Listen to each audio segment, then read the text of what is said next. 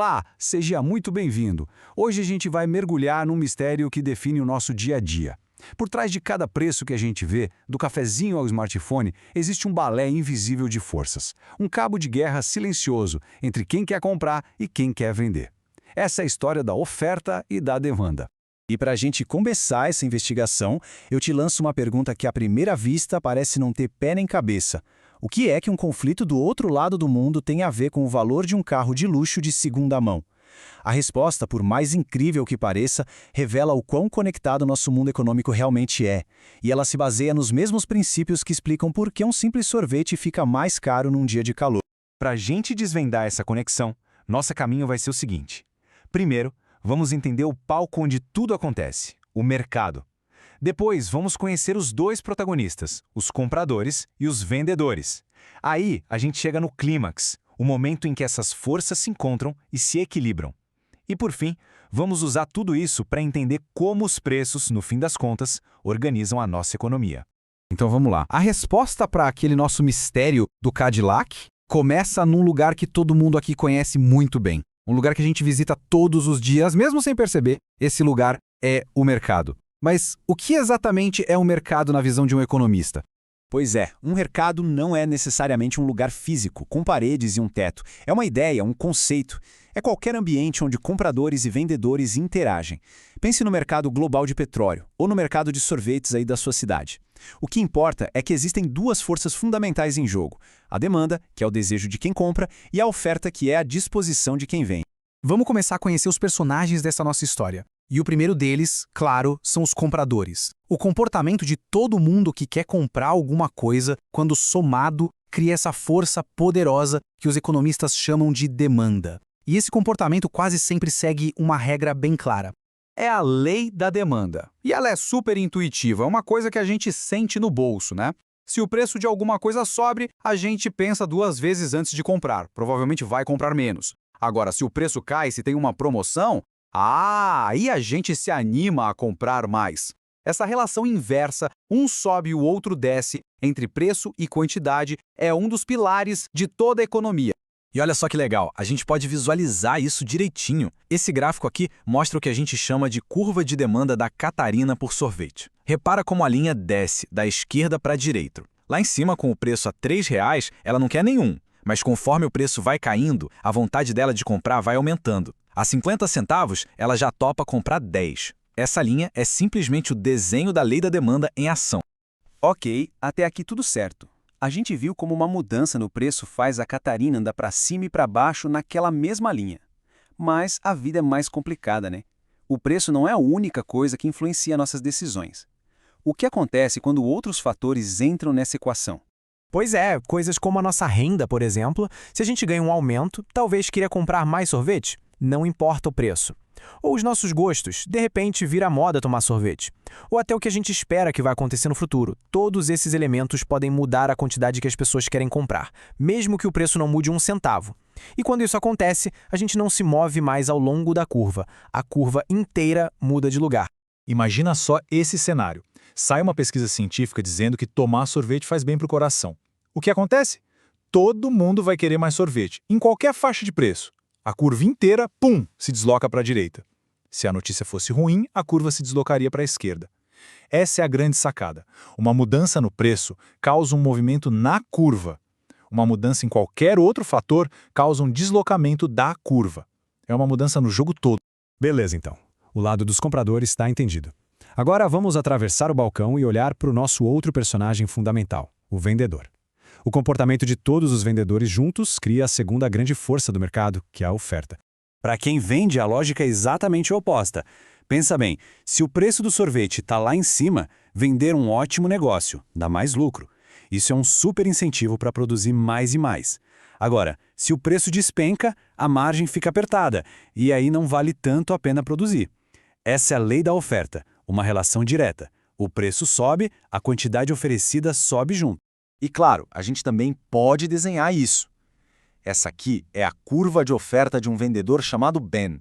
Repara que, ao contrário da demanda, essa curva sobe. Faz todo sentido, né? A um preço baixinho, ele não quer nem saber de vender. Mas conforme o preço aumenta, o incentivo dele para vender cresce e a quantidade que ele coloca no mercado cresce junto. E aqui vale a mesma lógica que a gente viu na demanda. Outras coisas além do preço também podem mudar o jogo. Se o preço do açúcar dispara, o custo de produção do sorvete sobe. Com isso, vender fica menos lucrativo e a oferta diminui em todos os níveis de preço. Por outro lado, se inventa uma máquina nova que faz sorvete pela metade do custo, a oferta aumenta. Esses fatores, de novo, deslocam a curva inteira. Agora chegamos ao clímax da nossa história. A gente já conheceu os compradores e a sua demanda, e os vendedores e a sua oferta. O que acontece quando a gente coloca essas duas forças opostas no mesmo palco, no mesmo gráfico? Ah, meu amigo, é aqui que a mágica do mercado acontece. Tá vendo aquele ponto de encontro? Aquele X onde as duas linhas se cruzam? Aquele é o ponto de equilíbrio. É um lugar quase mágico, porque naquele preço específico, a quantidade de sorvete que as pessoas querem comprar é exatamente a mesma quantidade que os produtores querem vender. Ninguém fica frustrado, não sobra produto na prateleira e não falta para quem quer comprar.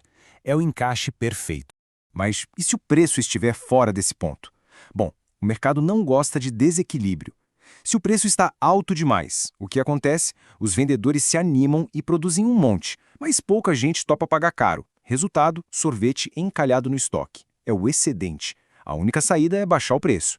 E o contrário? Se o preço está baixo demais, vira uma loucura. Todo mundo quer comprar, mas não tem sorvete para todo mundo. É a escassez. E aí, claro, os vendedores percebem que podem subir o preço. São essas duas pressões, do excedente e da escassez, que funcionam como uma espécie de força da gravidade da economia. As ações de milhões de compradores e vendedores, cada um buscando o seu próprio interesse, acabam, quase que sem querer, empurrando o preço de volta para aquele ponto de equilíbrio. Essa tendência poderosa é a famosa lei da oferta e da demanda. Ok, a teoria é bonita, né? Mas como a gente usa isso na prática para entender o que acontece no mundo real? Como a gente analisa o impacto de uma onda de calor, de uma nova tecnologia ou de uma guerra? Olha, existe um passo a passo bem simples, uma espécie de caixa de ferramentas para pensar sobre isso. São 3 passos. Primeiro a gente se pergunta, esse evento que aconteceu afeta quem quer comprar, ou seja, a demanda, ou afeta quem quer vender, a oferta? Segundo passo, ele aumenta ou diminui essa força? E terceiro, a gente simplesmente olha para o nosso gráfico para ver o que aconteceu com o preço e com a quantidade depois dessa mudança. Vamos testar. Primeiro exemplo, um verão muito, mas muito quente. Passo 1. O calor mexe com a vontade das pessoas de tomar sorvete, certo? Então afeta a demanda. Passo 2. Com mais calor, a demanda aumenta. Todo mundo quer se refrescar. A curva vai para a direita. Passo 3. O que a gente vê no gráfico. O novo ponto de encontro mostra um preço mais alto e mais sorvete sendo vendido. Totalmente lógico. Outro exemplo, agora mexendo na oferta. Imagina que um furacão destrói a safra de cana-de-açúcar. Passo 1. Açúcar é matéria-prima, afeta o custo de quem produz, então o choque é na oferta. Passo 2. Com açúcar mais caro, produzir sorvete fica mais difícil, a oferta diminui, a curva se desloca para a esquerda. Passo 3. O novo equilíbrio mostra um preço mais alto, mas uma quantidade menor sendo vendida. Viu só? O mesmo modelo explica situações bem diferentes. E tudo isso nos leva a uma das ideias mais poderosas da economia. Essa citação aqui resume tudo. Se as economias de mercado são conduzidas por uma mão invisível, então o sistema de preços é a batuta que a mão invisível usa para reger a orquestra econômica. O que isso quer dizer? Que os preços não são aleatórios, eles são sinais, eles são a linguagem que coordena as ações de milhões de pessoas, guiando os recursos da sociedade para os seus melhores usos. Tudo isso sem um planejador central dizendo o que fazer. E com isso, a gente finalmente consegue responder aquela nossa pergunta do começo. Uma guerra no Oriente Médio pode aumentar o preço do petróleo e isso deixa a gasolina mais cara.